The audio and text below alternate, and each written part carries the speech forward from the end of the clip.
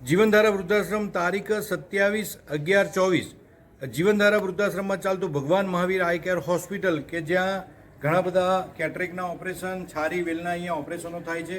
અને અમારું જે ભગવાન મહાવીર આઈ કેર હોસ્પિટલ છે એ અંતરિયાળ ગામોમાં જાય છે, જ્યાં ખેત મજૂર હોય અને જેમાં આપણે પેમ્પલેટ નાખીએ તો પેમ્પલેટ વાંચતા પણ નથી ફાવતું.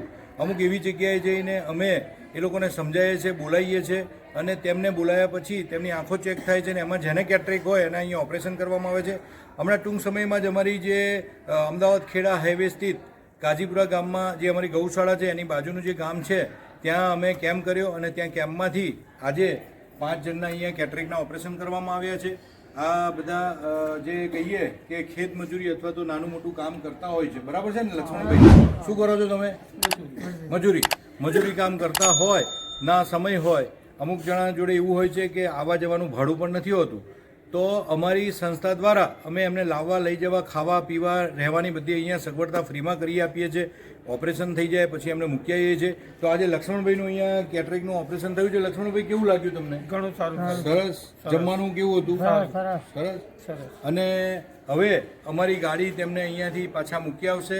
કાલે સવારે પાછું એમનું ચેકિંગ કરવા માટે અહીંથી અમારી વેન જશે.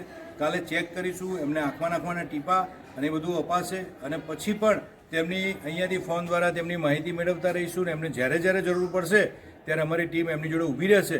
તો બેન, શું નામ તમારું? શાંતાબેન. તમારું? કાભાઈ. અને તમે? કનુભાઈ. તો આજે અમારું જે ભગવાન મહાવીર આઈ કેર હોસ્પિટલ છે, આપને પણ અમે જણાવીએ છીએ કે આ વિડીયો અમારો જે પણ જોવે છે એમની આજુબાજુમાં કોઈ એવા જરૂરિયાતમંદ હોય તો અહીંયા જીવનધારામાં ટોટલી ફ્રી ઓપરેશન અને રાહત દરે પણ ઓપરેશન થાય છે. તો જેમને પણ આવી જરૂરિયાત હોય તેને અમારા સુધી મોકલજો. એક કહે છે ને કે આંગળી ચીંધ્યાનું પણ પુણ્ય લાગતું હોય છે. તો દરેકને મારા પ્રણામ અને આપ સૌ સંસ્થા જોડે આંગળી ચીંધ્યાના પુણ્યમાં જોડાવા દરેકને મારી વિનંતી. જીવનધારા વૃદ્ધાશ્રમ પરિવારના પ્રણામ.